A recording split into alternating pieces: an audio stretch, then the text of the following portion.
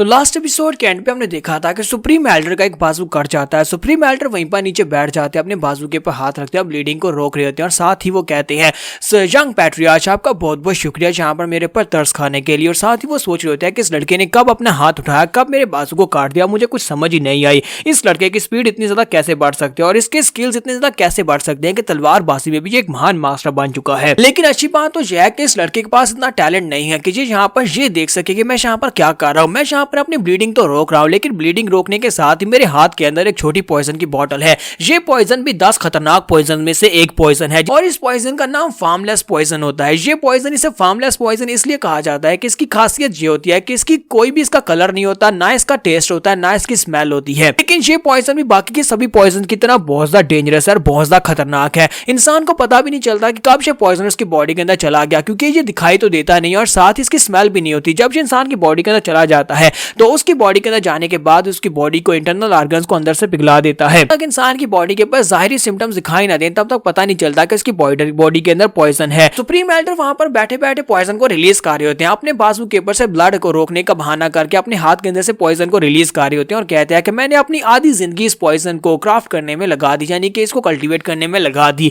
अब इस पॉइजन को यहाँ पर रिलीज करके मैं इस लड़के को मार डालूंगा। इसने यहाँ पर एल्डर्स के साथ पंगा लेकर बहुत बड़ी गलती कर दी। इस लड़के को तो पता भी नहीं चलेगा कि ये यहाँ पर हमारा हेड बनने के बारे में सोच रहा है, लेकिन अभी थोड़ी देर में इसका हेड ग्राउंड के ऊपर पड़ा होगा। वो पॉइजन जो होता है वाकई में वहां पर हवा में दिखाई दे रहा होता है, हालांकि वो दिखाई नहीं देता, लेकिन हमें दिखाने के लिए दिखाया जा रहा है कि वो हमारे योंग म्योंग की बॉडी की तरफ आगे बढ़ रहा होता है। सुप्रीम एल्डर अंदर से काफी ज्यादा खुश हो रहे होते हैं और कहते हैं कि लड़के तुम्हें पता भी नहीं चलेगा, तुम यहाँ पर मरने वाले हो। सुप्रीम एल्डर तो वहां पर पॉइजन को रिलीज करके काफी ज्यादा खुश होते हैं कि योंग म्योंग मरने वाला है, लेकिन हमारे योंग म्योंग की बॉडी के अंदर कुछ ऐसा है जो कि पॉइजन को एनर्जी में चेंज कर देता है। जब वो पॉइजन योंग म्योंग की बॉडी के अंदर जाता है तो उसे समझ आ जाती है कि उसकी बॉडी के अंदर एनर्जी एब्जॉर्ब हो रही है, यानी कि वहां पर पॉइजन है। हमारा योंग म्योंग उसे कहता है कि सुप्रीम एल्डर तुम तो वाकई में बहुत ज्यादा घटिया निकले, मैंने यहाँ पर तुम्हें कम सजा दी, लेकिन इसके बावजूद तुम यहाँ पर और ज्यादा घटिया काम कर रहे हो। सुनने के बाद सुप्रीम एल्डर से कहते हैं कि ये क्या, कहीं ऐसा तो नहीं है कि इसे पता चल गया। और इसी के साथ योंग म्योंग फिर से अपने हाथ को घुमाता है और इस बार हमारा योंग म्योंग उसके दूसरे हाथ को भी काट देता है और उसका दूसरा हाथ काटकर ग्राउंड के ऊपर गिर पड़ता है।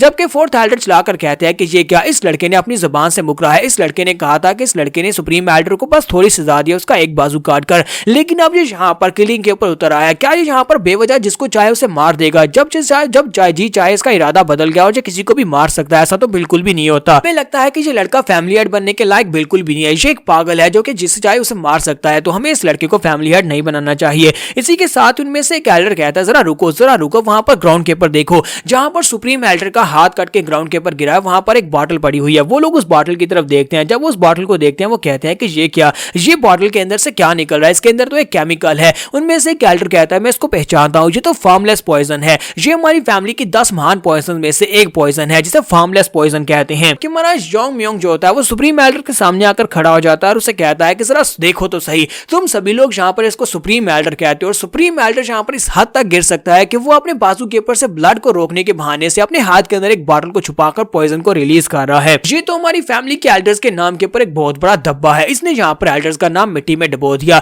जबकि सुप्रीम एल्डर को भी समझ आ जाती है कि ये लड़का अब उसे मारने वाला है। वो कहता है please supreme Elder, sorry please family head, मेरे पर तरस खाएं, प्लीज मुझे जिंदा छोड़ दें, मुझे मत मारें। जबकि हमारा योंग म्योंग उसे कहता है कि नहीं, तुम्हें यहाँ पर बिल्कुल भी नहीं छोड़ा जा सकता। सुप्रीम एल्डर टैंग स्योक-जोंग, तुमने यहाँ पर अपने सेक्टर लीडर को मारने की कोशिश की है। सेक्टर लीडर को मारने की कोशिश का मतलब यह है कि तुम गद्दार हो, तुमने यहाँ पर रिबेलियन किया और रिबेलियन की सजा हमारी फैमिली में सिर्फ और सिर्फ सजाए मौत होती है। और साथ ही हमारा योंग म्योंग अपने हाथ को घुमाता है। जैसे ही वो अपने हाथ को घुमाता है इसी के साथ ही सुप्रीम एल्डर की गर्दन काटकर ग्राउंड के ऊपर गिर जाती है और सुप्रीम एल्डर की बॉडी और गर्दन दोनों ग्राउंड के ऊपर पड़े होते हैं। तो जब वो सुप्रीम एल्डर को भी मार देता है तो बाकी के सभी लोग अब यहाँ पर देखकर बहुत ज्यादा डर जाते हैं। स्पेशली बाकी के सभी करप्ट एल्डर्स जो होते हैं वो सभी लोग कहते हैं कि हम यहाँ पर क्या ही कर पाएंगे, जबकि दोनों बड़े एल्डर्स यहाँ पर मारे जा चुके हैं। तो हमारा योंग म्योंग उन सभी लोगों से कहता है कि हमारी टैंक फैमिली में कुछ रूल्स हैं, उन रूल्स को फॉलो करना होगा। तुम में से कोई भी चाहे किसी भी ओहदे के ऊपर क्यों ना बैठा हो, वो रूल्स के ऊपर नहीं जा सकता। तुम सभी को यहाँ पर रूल्स को फॉलो करना पड़ेगा, चाहे वो एल्डर हो या फिर आर्मी चीफ हो। यहाँ पर जितने भी लोग रूल्स को फॉलो नहीं करेंगे उन सभी को एक ही सजा मिलेगी, सजाए मौत मिलेगी। यहाँ पर मैं इस बात को पर्सनली एग्जीक्यूट करूंगा, यानी कि तुम सभी का इंसाफ मैं पर्सनली करूंगा। हमारा योंग म्योंग यहाँ पर अपने लीडर बनने के बाद उन सभी लोगों को एक स्पीच देता है। वो सभी लोगों से कहता है कि टैंक फैमिली के डिक्लाइन की वजह पता है क्या है? यही वजह है तुम सभी एल्डर्स के अपने एटीट्यूड की वजह से। तुम सभी एल्डर्स ने यहाँ पर ये एटीट्यूड दिखाया जिसकी वजह से हमारी फैमिली बहुत ही बुरी तरह से डिक्लाइन में चली गई है। हमारी फैमिली काफी बुरी बुरी हालत में है। मैं अपनी फैमिली को रिवाइव करने का दावा तो नहीं करता कि मैं इसको दोबारा से प्रॉस्पर बना सकता हूँ, लेकिन मैं तुम लोगों से सिर्फ और सिर्फ एक ही वादा करता हूँ कि आज के बाद से सिचुआन में हमारी टैंक फैमिली के ऊपर कोई भी अटैक नहीं कर पाएगा, चाहे वो डीमन कल्ट हो, जॉइंट सेक्टर हो या भी हिमनली ब्रिलियंस डीमन के लोग हों, उनमें से कोई भी यहाँ पर हमारे पर अटैक नहीं कर पाएगा और तुम सभी टैंक फैमिली के मेंबर्स यहाँ पर आराम से शांति के साथ रह पाओगे। ये वादा मैं तुम सभी लोगों से करता हूँ। फैमिली हेड बनने के बाद मैं इस बात को मेक श्योर करूंगा। जोंग म्योंग कहता है कि मैं यहाँ पर एल्डर्स से नहीं पूछूंगा बल्कि तुम सभी लोगों से, यहाँ पर जितने भी सोल्जर्स, जितने भी वॉरियर्स, जितने भी कैप्टन और जितने भी आम लोग खड़े हैं, मैं उन सभी लोगों से पूछता हूँ,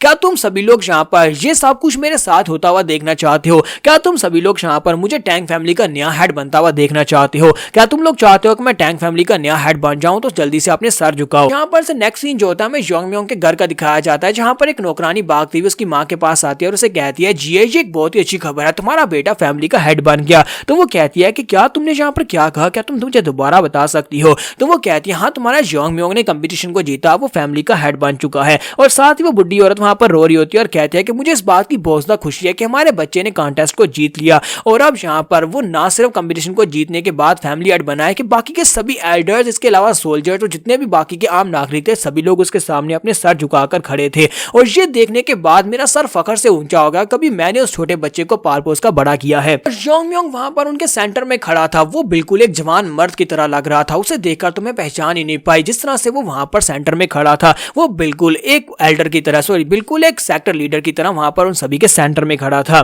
तो उसकी मॉम जो होती है वो सारी बातें सुनने के बाद काफी ज्यादा खुश हो रही होती है और सोच रही होती है, काश मैं वहां पर खड़ी होती और जोंग म्योंग के सामने सभी को सर झुकाते हुए देख पाती। फिर साथ ही वो कहते हैं कि लोंग रियांग, क्या तुम यहाँ पर ऊपर से बैठकर ये सब कुछ देख रहे हो? लोंग रियांग जो है हमारे जोंग म्योंग के फादर का नाम है। तो वो कहती है, अगर तो आज तुम यहाँ पर जिंदा होते तुम्हें अपने बेटे के ऊपर बहुत ज्यादा फकर होता। जी उस बुढ़ी औरत से कहती है कि नैनी क्या तुम दोबारा मुझे यहाँ पर सारी बात बता सकती हो? तो नैनी उससे कहती है, हाँ क्यों नहीं, तुम जितनी बार कहोगी मैं तुम्हें उतनी बार बातें बताऊंगी कि तुम्हारा बेटा सेक्टर लीडर बन गया है। और इसी के साथ ही नेक्स्ट सीन में जोंग म्योंग का दिखाया जाता है। Jong Myong stealth and poison hall में बैठा होता है और कहता है कि मैं यहाँ पर कंपटीशन को खत्म करने के बाद जल्दी से जल्दी वापस अपने घर जाना चाहता था और अपनी मॉम से मिलना चाहता था, अपने बारे में बताना चाहता था, मैंने पिछले 4 साल में क्या कुछ किया, लेकिन अफसोस कि यहाँ पर काम ही बहुत ज्यादा है। तो वहां पर उसके आसपास जो एल्डर्स बैठे होते हैं उसे कह रहे होते हैं कि हमारे पास यहाँ पर काफी सारे टास्क हैं, क्योंकि तुम अब यहाँ पर फैमिली हेड बन चुके हो तो फिर तुम्हें यहाँ पर सारे काम करने होंगे, यानी कि जो सारे के सारे बिल्स तुम्हें पास करने हैं, जो कुछ भी है ये सारा कुछ तुम्हें देखना होगा। मास्टर स्यूक जो उसे कहते हैं कि यहाँ पर जितने भी इवेंट्स और जितनी मैनेजमेंट्स के काम होंगे वो सारे के सारे स्टेल्थ एंड पॉइजन हॉल के एल्डर संभाल लेंगे